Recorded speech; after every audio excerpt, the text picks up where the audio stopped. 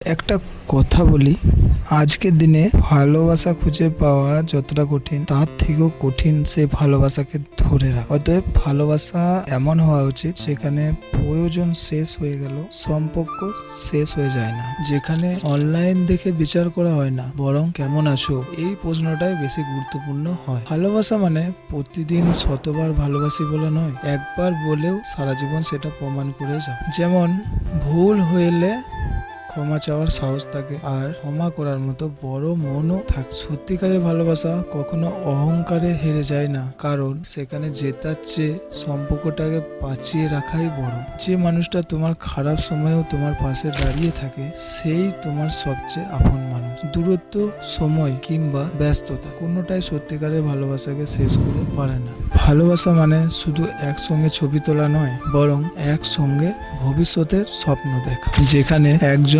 সম্মান অন্যজনের কাছে সবচেয়ে মূল্যবান হয়ে ওঠে। মনে রেখো, যে মানুষটি শুধু তোমার হাসির সময় নয়, তোমার কান্নার সময় পাশে থাকে, যে মানুষটি তোমাকে হারানোর ভয়ে নয়, তোমাকে সুখে রাখার ইচ্ছায় ভালোবাসে, সেই মানুষটিকে কখনো হারিয়ে ফেলো না। কারণ সত্যিকারের ভালোবাসা জীবনে বারবার আসে না, কিন্তু একবার এলে পুরো জীবনটাই বদলে দিতে পারে।